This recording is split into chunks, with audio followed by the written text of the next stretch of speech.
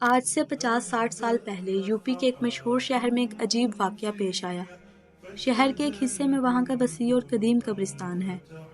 اتفاق سے ایک شخص کا انتقال ہوا۔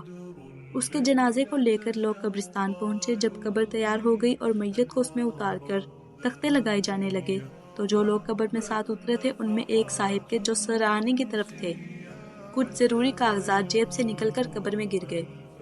ان کو پتہ بھی چل گیا تھا مگر خیال کیا کہ جب تختے لگا کر نکلیں گے تو یہ چیز اٹھا لیں گے، مگر خدا کا کرنا یہ ہوا کہ وہ نکلتے وقت یہ چیز اٹھانا بھول گئے۔ لیکن جو ہی مٹی دینے کا وقت آیا تو انہیں فوراً یاد آ گیا اور شور مچایا کہ ٹھہریے ٹھہریے، میرے کچھ نہایت اہم کاغذات قبر میں رہ گئے ہیں، انہیں اٹھانے کا موقع دیجیے۔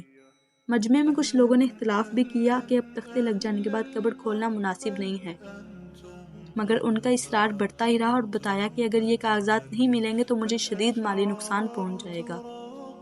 غرض اسی افراتفری میں مٹی ڈالنے کا کام ملتوی ہو گیا۔ سب کی رائے ہوئی کہ مفتی شہر سے مشورہ کیا جائے۔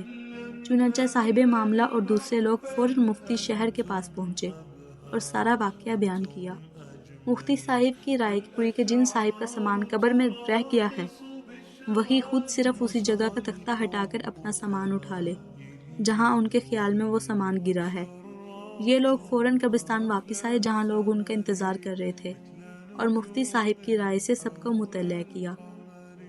بالآخر سب لوگوں نے صاحب معاملہ کو اجازت دے دی کہ آپ کو جس جگہ اپنا سامان گرنا یاد ہو صرف اسی جگہ سے تختہ ہٹا کر اٹھا لیجئے۔ انہوں نے کہا مجھے اچھی طرح سے یاد ہے کہ وہ سرہانے گرا تھا۔ چنانچہ انہوں نے سرہانے سے ایک تختہ ہٹا کر جیسے ہی اپنا ہاتھ قبر میں ڈالا فوراً چیختے ہوئے ہاتھ باہر نکال لیا اور یہ کہہ کر تڑپنے لگے کہ ہاتھ جل گیا، آگ لگ گئی، ہاتھ جل گیا، آگ لگ گئی۔ لوگ حیران تھے کہ یہ کیا ہو گیا۔ جیسے تیسے مٹی ڈال کر قبر تو بند کر دی گئی اور لوگوں نے ان کے ہاتھ کو اچھی طرح دیکھنا شروع کیا۔ بظاہر وہ ہاتھ بالکل صحیح و سلامت تھا اور کسی طرح کے جلنے کی کوئی علامت نہ تھی۔ لوگوں نے ان کو سمجھایا بھی کہ بھائی تمہارا ہاتھ تو بالکل ٹھیک ہے، پھر تم کیوں اتنا تڑپ رہے ہو؟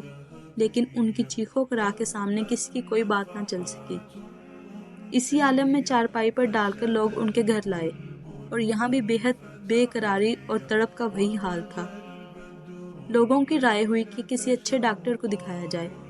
اتفاق سے اس زمانے میں شہر کے سول سرجن مسلمان تھے۔ لوگ ان کے پاس لے گئے۔ انہوں نے جدید آلات کی مدد سے سارے ہاتھ کا معائنہ کیا مگر ان کو جلنے یا آگ لگنے کی کوئی علامت نہیں مل سکی۔ ساری کھال بالکل ٹھیک تھی، رگوں میں خون کی آمد و رفت حسب دستور تھی، ہڈیاں اور گوشت وغیرہ سب اپنے حال پر باقی تھے، مگر وہ یہی کہے جا رہا تھا کہ ہاتھ جل گیا اور آگ لگ گئی۔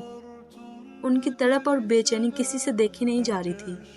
ایک چیخ اور کراہ تھی جو سارے گرد و پیش کو دہلائے ہوئے تھی۔